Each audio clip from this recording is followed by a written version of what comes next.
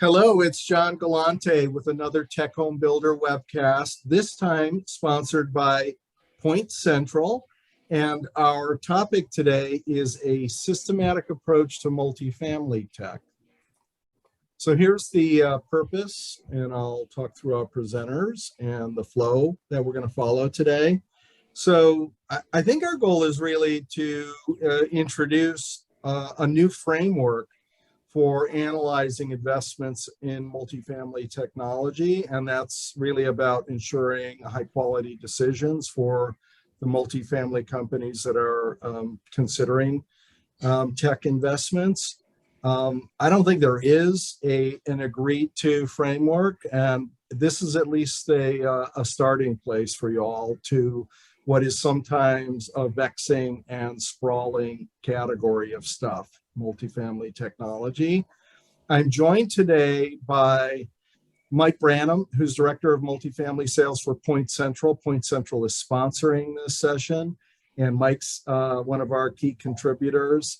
And Taylor Whitaker, who's the founder and CEO of Innovative NOI. So the flow is going to be this. We have 4 categories that we're going to talk through, and I'll dig in on that, but it's resident experience, building operations, tech platform compatibility, and financial analysis and performance. And that we'll let you know what we're talking about, you looking at in each of those buckets, and how that can get you to better decisions. So let me keep on going here. I think I want to talk about the origins of this session a little bit. When we decided to do this a few months ago, Mike, I think our initial concept was, let's share some case studies, some proof of performance, Point Central working with clients and getting good results. And that would have been, I think, a fascinating webcast. But as we talk through it, I think we kind of arrived in this spot, which is, how do we help? And I think it's more essential, more useful for multifamily companies is, how can we systematically work through some of the key factors that should be considered along with technology investments, and therefore get to a better decision making. And I want to jump right into that and start at the very top here with resident experience, because it's the alpha of the multifamily business. If you're not taking care of those residents, if you're not giving them an experience and value, there's not much of a business left.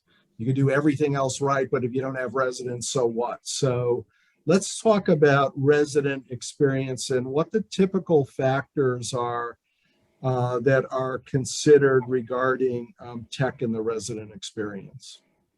Sure. So thanks, John, and thanks for this session. So good to be with you both today. Starting with the resident component to this, the reality is, most residents already have some form of smart home technology today. And in most cases, they want more of it, or they want this technology to help simplify their lives, provide more peace of mind, as it relates to, maybe it's just checking to see if their door locked when they go to the airport, or just checking to make sure their thermostat was set appropriately. And I joke about this, but it's really not a joke. Just a couple of weeks ago here in Denver, we went from 90 degrees and we had 9 inches of snow the next day. So for those folks that may have left town that did not have a smart thermostat, they might have come home to a problem. With bursted pipes and things of that nature. So, residents they're savvy. They understand the technology. They already have it in most cases, and they want more of it. So whenever they have some of those opportunities to either customize their living experience or provide some peace of mind, it just makes a lot of sense. And historically, that's been sort of off the table for folks who live in rental communities. It's been on the table for the homeowner. And that's not the case anymore for folks in the rental environment. The other consideration I'd say, though, is, from the property management perspective, and I know we're going to get into a lot of this today, but I just say quickly that of course they want to provide benefits for their residents, but they have to make sense for the building, for the asset owner, and the folks who are operating the building too. Right. And so I know we'll funnel and flow into that conversation as well. But those are a couple of really important considerations, I think, when we start with that resident experience. Right. And for the resident experience, kind of the big buckets are convenience, comfort, and what you're calling peace of mind or security in terms of the most broadly adopted smart apartment sort of platforms. In some cases, we're getting into the AV stack and maybe more sophisticated forms of lighting control. But comfort, convenience, and peace of mind kind of summarize it in terms of core resident experience stuff. Exactly right. And then, throw in as a plus one, the opportunity to save on utility costs. Is something, especially in today's day and age, is that folks are mindful of, and there's an opportunity. So how does Point Central deliver on that stuff? So those are factors under consideration. What are the features, benefits, advantages you guys offer in those big buckets of benefits? Sure. I'd start with just a single app solution, for this technology. So we sort of, we lasso all these different opportunities and we put it into a single app opportunity. I've heard this term more often the last several months, this app fatigue. That's a thing, right? Yeah. And so, I think that, when technology is delivered and it yields some pain or inconvenience, then it doesn't make a lot of sense. Right. When you have a single app solution for a resident to move seamlessly throughout a building, not a fob for this entry point and a code for this point and Bluetooth over here. It really has to be a single app experience, a single pane of glass, if you will, for residents to flow throughout the building. And a piece is that customizable living experience, just to ensure that, some folks, like moods that are set for certain times. Some folks want to know that when they leave the apartment, they know that from geofencing, which we could do, that their thermostat will go down to an appropriate setting to start saving on costs, because you may forget to do that on a daily basis. Right. Having that customizable living experience that delivers the peace of mind, that's what Point Central offers. The individual resident has the ability to customize. It's not customized per property. Exactly right. Once the resident downloads the app, then whatever devices are in that apartment home, they now have total control over. So that, for them, that gives them the opportunity to really change the lighting or set thermostats to an appropriate level for their life. I think the single app thing is really important. And, those of us who've been in this space for a while, we understand like human factors, engineering, and latency, right? And I think we understand latency is not good, pushing buttons and waiting for things to happen, especially if it's critical process control stuff like lighting or getting in a door. But there's like experiential latency from the multi-app side of things, right? Because you're going to have latency scrolling through to get to the appropriate app. Whereas, if you're inside of your apartment app and able to toggle to different functions, you're going to get there much more quickly and affect whatever change you're looking for, right? Exactly right. Yeah. Cool. All right. Anything else we want to dig into on Point Central's special sauce on resident experience? Yeah, I think that's a good place to start for us here today, John. Okay. Well, then let's dig into that building operations piece. What are some of the key factors there? So to me, this is one of the most important elements of implementing what I'd call a community automation solution. This is a really unique opportunity here to implement technology that, it's going to benefit the building, the owner and the operator, and the resident base. It's a really unique opportunity in our space. There's not many products that come across us where it checks those 3-4 boxes, right? Mm-hmm. So when an apartment community can streamline their access, their guest entry, and the in-unit smart technology on that single solution and integrate it with their primary property management software, there's a significant opportunity here to save on costs to improve on these operational efficiencies and differentiate the community through a technology that's really a game changer for us. Right. So I know we're going to dive deeper in methodically with Taylor on some of those operational savings categories, but just at a high level, it's maintenance, it's staffing to maintain properties, it's would you throw things like the self-tour capabilities into the building operations side of things? Are those categories? Is there anything else to add to the laundry list at a high level? That's what I would add, and I'd use a couple examples here. I think on its surface, there, especially a few years ago, Taylor, you and I have been out at this for a while, and I think at the surface level, it was, hey, this is a really cool amenity for our residents, and we might be able to see some rent lift as a result. I've really always been of the mindset that the Trojan horse is the operational efficiencies here, and then it flows into the benefits for the rest of the stakeholders. When we talk to maintenance professionals, I've heard a term, and I didn't make this up, but it was one of our maintenance friends that said, wow, for me, it's more wrench time, less key fishing. I think that just nailed it, right? There's just more opportunity there for what has historically been a really reactive environment. This breaks, we fix it, from a maintenance perspective. Then it's shifted here with this technology where, whether it's water sensors that are providing notifications that moisture is detected, or an HVAC alert that says, look, this system is running inefficiently. Now that reactive maintenance model is shifted from proactive and even preventative. And I think once we start talking that language, now we're talking task automation, we're talking time savings, cost savings, and significant risk mitigation.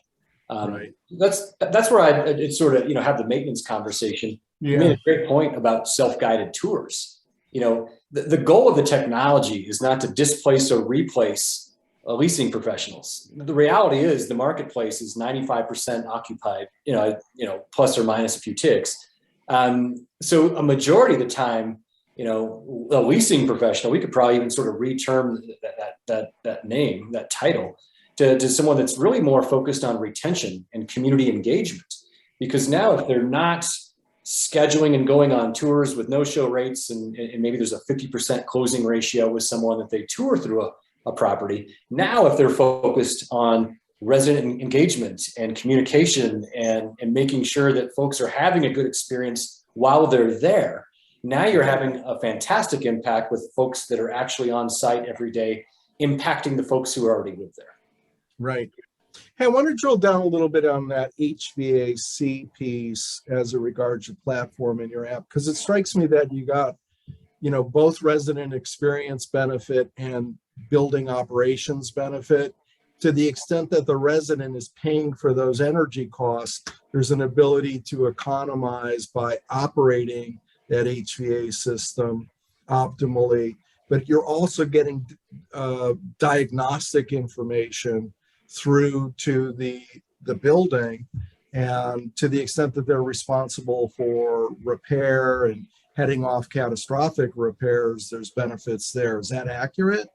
It's absolutely accurate. So, we've got 8 million plus thermostats in place nationwide. So, with that, we get really useful, quantifiable data and analytics, business intelligence that tell us if an HVAC is not performing to an efficient threshold. Yeah. We've had conversations. I've been in leasing offices where they say, Mike, you know what this does for us? We don't have the resident walking down with a bill saying, I'm not paying this. Your HVAC system failed on me. Why should I be on the hook? So we're not only avoiding these uncomfortable conversations, but if we're giving insight into a performance issue with the system, again, there's that opportunity for preventative maintenance. But we've even seen it from a forecasting standpoint where groups will say, hey, look, it looks like we've had about 6 or 7 per year that have started to sort of break down on us. We need to proactively get ahead of this during our budget process next year. Yeah, very cool. All right, let's talk about platform compatibility as the third quadrant. What type of platforms does a smart apartment platform or building management solution like yours what do you have to integrate with? And how does Point Central check the boxes on that? Sure. First and foremost, your property management software, your primary kind of home-based software, if you will. Yardi, RealPage, Entrata, Resman. There's a few others out there that we'll integrate with to ensure that if your team lives inside that home-based software, which they do, that we're going to keep you there. Okay. That just ensures, from a staff perspective, just keep in mind, a lot of times this decision is made at the corporate level. So when it gets rolled out to the staff level, we might have some pretty anxious folks that, Right. What do I have to learn now? Is it another password? Is it another technology? And the reality is, once we integrate behind the scenes with these primary property management software solutions, all they're doing is operating within that software as they do today. And then our task automations and the integrations will take care of the rest. So your user interface at the head end level is passing through these other systems, and it's something they toggle to when they're within that broader user interface. Help paint the picture for me a little. Sure. So I'll use Yardi as an example. If I'm living in Yardi, if I'm moving a resident into Yardi, automatically, as a result of the integration, I wouldn't change anything that I do in Yardi today. But behind the scenes, what we'll do is create that residence, automatically create that welcome email to onboard them into the technology. Okay. Same goes for an So there's data exchange and population of tasks and exactly. such within that system, and it's not just about a UI living in the same visual space. Yeah, it'll populate. So it'll create that user on the Point Central side without the property staff member ever having to log into Point Central. So they're using Yardi as they do today, and the integration works behind the scenes. Here's another good example. On a move out, if Taylor moves out of a community, of course, Taylor loses access to that apartment home. But as a result of the integration, without having to log into Point Central, the door will automatically lock and the thermostat goes into vacant unit mode, which changes the thermostat into more of an energy efficiency mode. So now maintenance isn't having to go up and relock the door and check the thermostat and sort of hit that punch list. That's done for them, and they never have to leave Yardi in order for that to happen. Very cool. Anything else we should talk about on the compatibility side of things? Any other special sauce components or particular competitive advantages you guys have there? I just a couple more I'd name is access control. Most communities have some form of access control today, and Point Central we have the ability to take over existing access control systems in a retrofit scenario, or have our own native solution via the alarm.com commercial solution if it's sort of a blank slate. So there's this, again, the goal is to sort of detangle and defragment these disparate technologies and ensure that they're streamlined onto a single solution. This can happen for intercoms as well. So we've come across a good number of communities that might have these legacy telephone-based intercom systems that they may not be modern, but they're fairly expensive to replace. We can take those over in most cases and modernize that intercom, which is especially useful for self-guided tours, or integrate with the Butterfly MX type solutions of the world. Where, it's a modern video-based solution. And so, we'll look for opportunities for technologies that have gained traction and integrate them into our ecosystem. Yeah. So we didn't have this in the session plan, but I'm going to go there. It's just like we talked a lot about these feature sets, but as you go through them, and it sounds so awesome, the question that comes to mind is, how are you able to do that? How are you able to deliver that with your partners at the integration level and monitoring level? Can you give us a quick off the cuff overview of that, even though we didn't have a plan, Mike, in the coverage here? At its core, alarm.com, our parent company is alarm.com. We share resources with alarm.com. At its core, it's a technology company. There's over 1,000 employees, and a good portion of that is software engineers and developers. So we have extremely talented team members that focus on relationships with these other technologies. So, we have dozens and dozens of different types of integration partners. And it really takes a lot of QA and specialization to ensure that that technology integration is seamless and functioning efficiently. And that's really the core of what we do is create these software solutions and products and or partner with them to deliver that seamless experience. So you've got a team of software applications engineers that are partnering with your integrator partners and the client at the multifamily property to really work through these think through and work through these integrations and make them seamless. Yeah.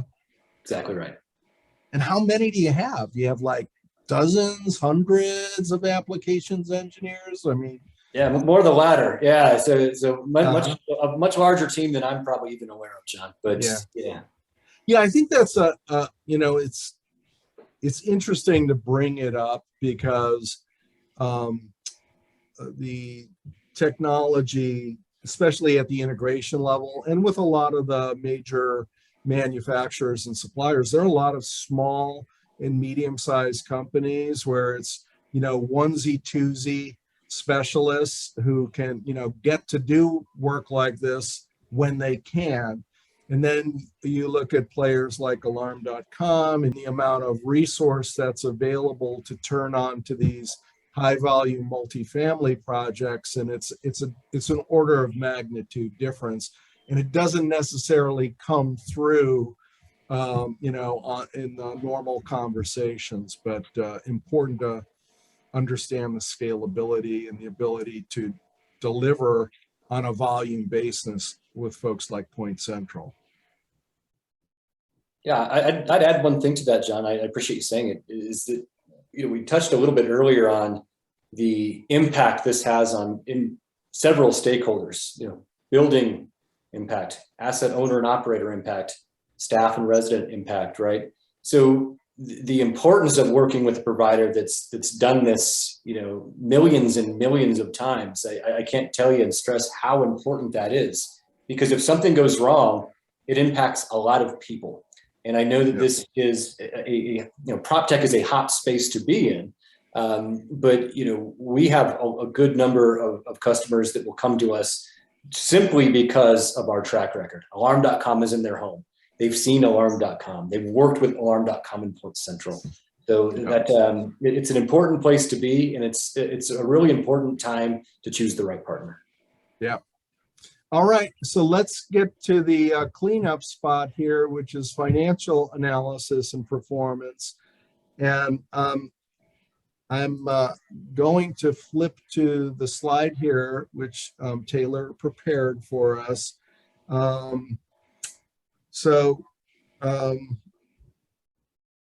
Taylor, you built an entire software engine, around this at Innovative NOI. Can you walk us through the factors that go into a comprehensive financial analysis for tech? I think that's the best place for us to start. Absolutely. And welcome to the webcast. Sorry you were waiting on the sidelines so long, but that's what happens. We teed it all up for you. You're the creator. And really, thank you for having me. I do think that really I couldn't have asked for a better introduction with you guys going over those three bubbles, really the three of the four quadrants, because ultimately those three different quadrants you just covered are very important to understand financially as you're considering new types of prop tech and really understanding, how many elements of your business or the multifamily business does that piece of prop tech actually impact? So, you guys touched a little bit on some of the maintenance benefits, some of the resident experience benefits. To me, they all come down to one really foundation, which is that good technology you never realize is there.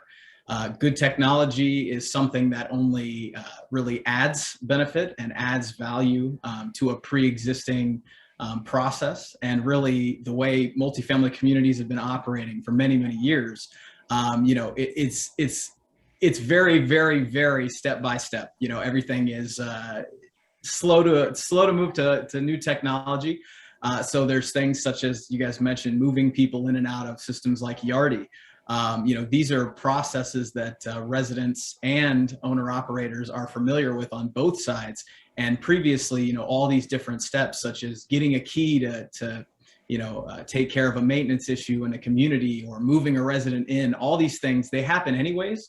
So really what these technologies such as Point Central really enable is the automation behind all those pre-existing operational components. So what we've been able to do is break those components down, leveraging real market data and of course our proprietary AI. And that gives us the ability to generate within a 5% variance, what an owner operator could expect if they were to deploy it at scale and then measure all of the value that they're seeing from that. So we're kind of trying to help the owners out and really before they spend millions of dollars in business intelligence software so they can measure these things, as well as deploying thousands of units of this technology just to comprehend its value.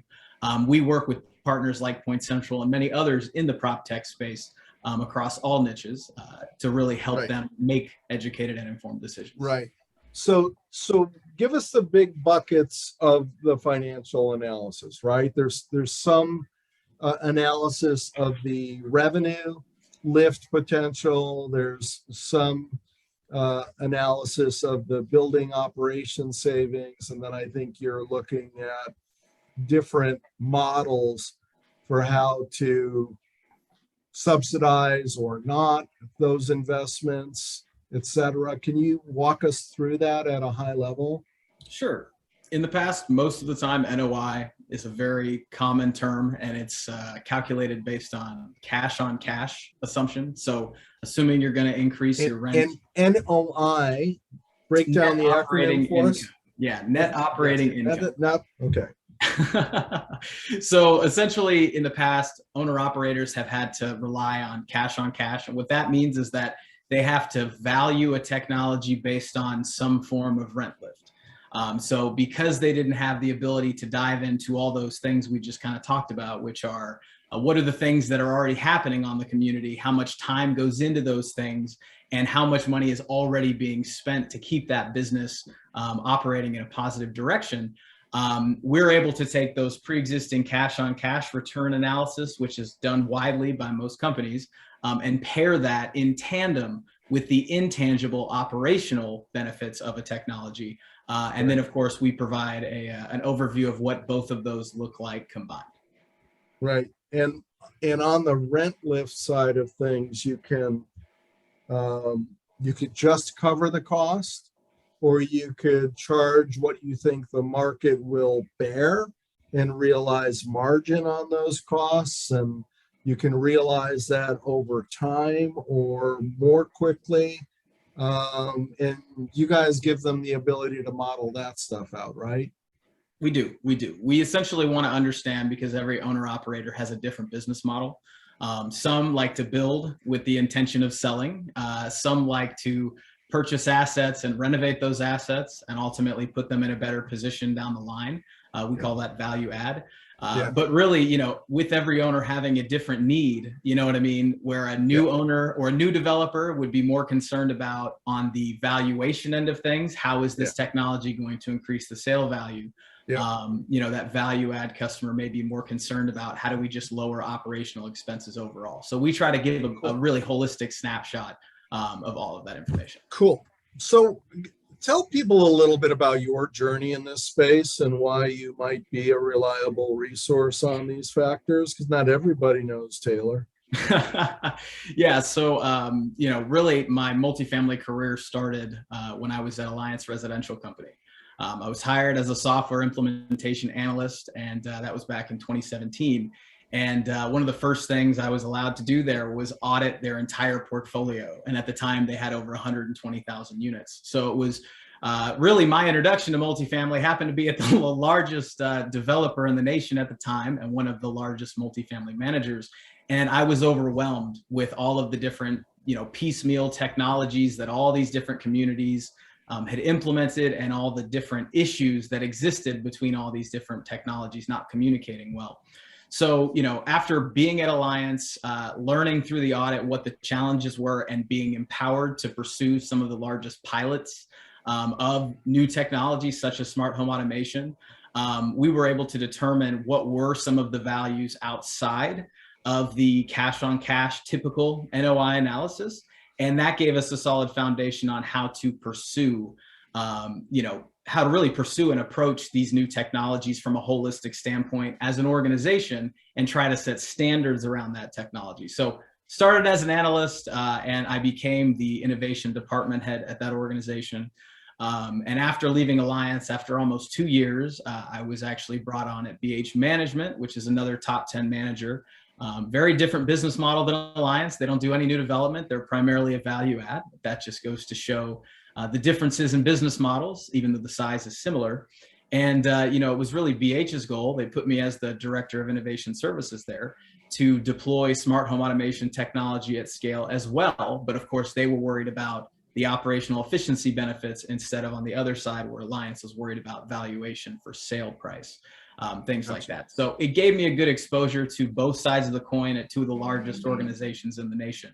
And ever since then, this has kind of been what I've been focused on. I'm going to bring Mike here in a second, but I'm curious about the rent lift for the different feature sets. And I think we're still at a relatively early phase, maybe the end of the beginning and the beginning of the middle with, if you look at the overall apartment market in terms of technology being implemented. And we've looked at it as lift, but as we get more deeply penetrated, is there going to be a cost to not implementing technology? Are you going to have to decrease your expectations on rent when you don't have X, Y, and Z feature sets? Do you see that day coming?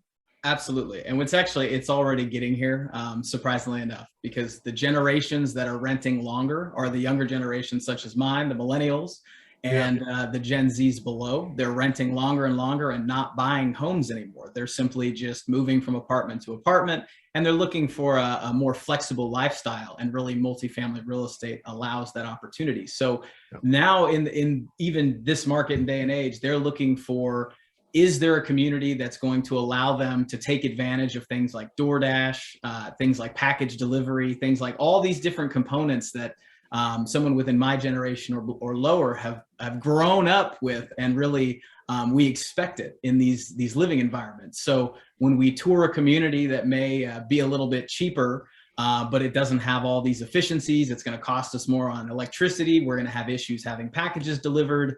We're not going to be able to order food, things like that to our unit. That is a huge deal when we think about, where do we want to live? Because ultimately we choose to spend money on rent, not because we have to, but because of the convenience. Whereas the older generation, older demographic, they haven't had a lot of these efficiencies and I would say easy life type technologies that have grown in the last 10 to 15 years. So again, it's something that we consider to be a foundational requirement in our living environment. And as that population continues to grow, we're seeing it more and more.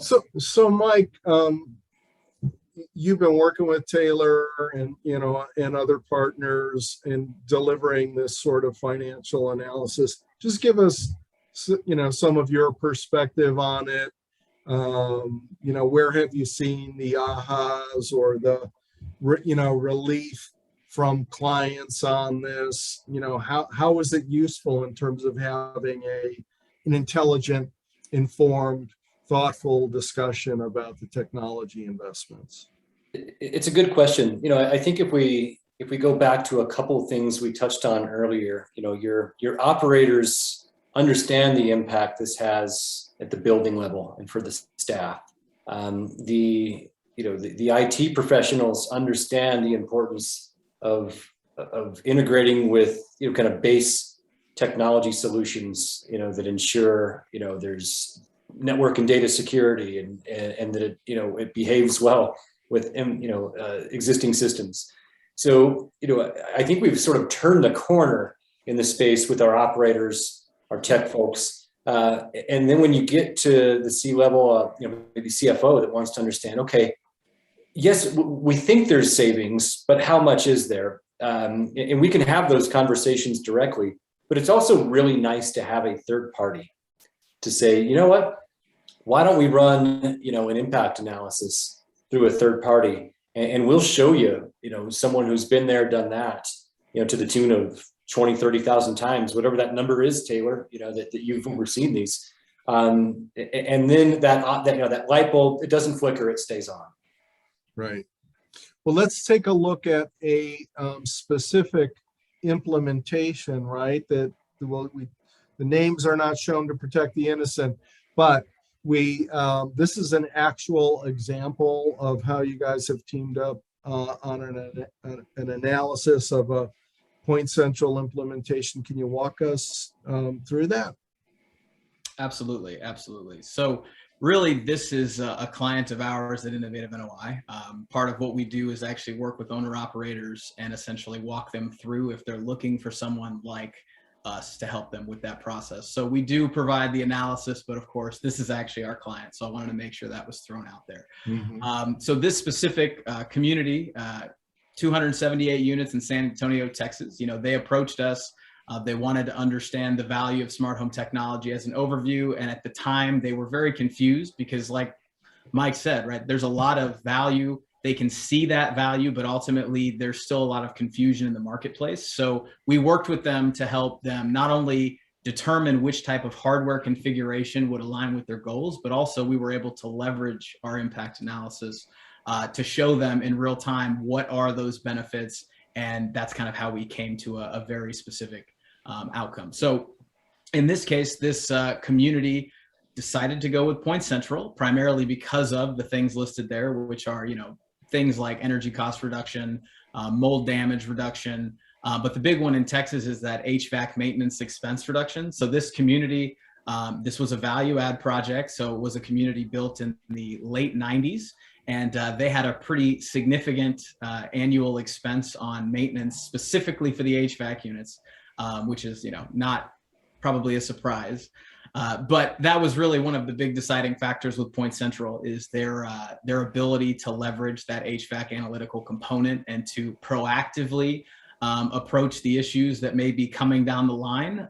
And since the deployment, while I didn't put the actual percentage here, they have seen a reduction of over 60% on an annual basis already just in the first year on how much less they've had to spend because they've been able to proactively approach those issues before the actual unit fails and fix maybe one part, as opposed to when one part fails, it's like a catastrophic failure across the entire unit. Next thing you know, you're spending 5 times more than expected. So while yes, maintenance, of course, the actual maintenance itself has not changed much, it's the replacement costs of the units that would be damaged from not having that insight.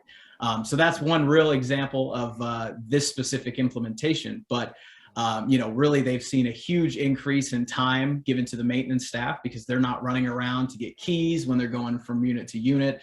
The leasing staff, because of the integration with their pre-existing system, they utilize Resman. That's their PMS of choice, and that's property management software. Basically, as Mike said earlier, there is no having to shift between multiple interfaces. It is seamless within their pre-existing processes within their company. And so, of course, that has translated additionally to seeing an increase in resident renewals, as well as the prospects that are, you asked earlier about the people that are coming to expect these technologies, and do we expect this to deter people if they don't have it? We're seeing yes, because of the prospect conversion has increased. So that, of course, could be directly related to that. But on the analysis report itself, we have 3 categories that we kind of try to bucket everything into. And really that's vacant unit related savings, maintenance related savings, and resident retention cost recovery. And even though each one of those buckets has many, many things underneath each bucket, those are the 3 primary categories and kind of target those stakeholders that may be interested in that specific issue.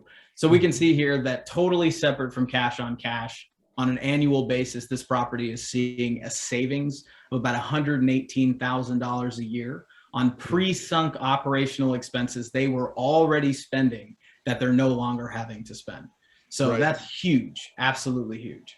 And in addition to that, they're realizing 46,000 and change in annual NOI improvement, correct? Correct, because they are charging $40 per unit per month. And so if we, basically I'm looking at your $477,000 full-term cost. You've got 709 in full-term savings. You've got another 250,000 or so in annual NOI. So it's a $500,000 plus over 6 years.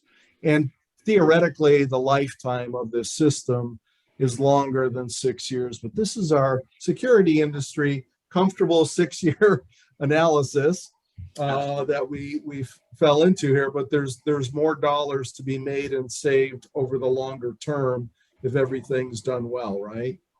Absolutely. And I do think it's worth highlighting. So you mentioned the 46,000 in NOI they're seeing as an increase. So that was just the income of the $40 increase itself. That was not considering any of the actual efficiency impact as well. Right. If we look at the top line of green boxes there, where it says efficiency project impact at selected unit premium of $40, that's what we like to call the real impact of the technology. And you can see there that when you combine that cash on cash with that efficiency savings, we're actually impacting NOI at $164,000 a year. And it's cash flow positive in year one with only a 2.9 year ROI. Right. So that I think is a big deciding factor right now when owners are trying to understand, yes, we can see if we raise rent and we spend this $500,000, sure, it's going to increase by 50,000 a year, our NOI. But if they can see it in the other terms and see, okay, we're already spending this amount of money and we're going to get a little bit here, and ultimately we're going to be able to pay for this whole $500,000 project in less than 3 years. Well, why wouldn't they do it? And that's typically the answer that those owners give us, is that once they see both sides of the coin, they're overwhelmed and they're very much more excited about moving forward with the technology. Mike, you have a really easy job. It's just a handoff to Taylor, John. You got the "it's too good to be true" objection to deal with, right? Right. Yeah. Well, he makes a great point, and Taylor's had the background to put this type of model together, which does help us. We obviously go through case studies, and we even offer kind of point solution ROI case studies on, hey, here's some of the things we've seen from water or HVAC alone. But Taylor's done a brilliant job of just modeling it all together, which is really eye-opening. Guys, I think we've covered a lot of good stuff here, some actual examples, a kind of a templated approach in terms of the 4 quadrants, and identified some of the factors in each of those. So I think we've done a good job for the day, and that maybe we should wrap up and with our thank yous. Thank you, Point Central, for sponsoring this, and Mike for working to take this topic into a really useful realm. There's the website for Point Central. There's Mike's email address, so he can do his easy job of selling you the systems out there. Taylor, I didn't give your email address out, but people can find you because you're not a sponsor of this webcast, but you've been a great contributor. That's okay. And I really appreciate you guys thinking this one through with me, and doing a nice job on the delivery and your remote sets for the video recording. Until next time, this is John Galante signing off for Tech Home Builder.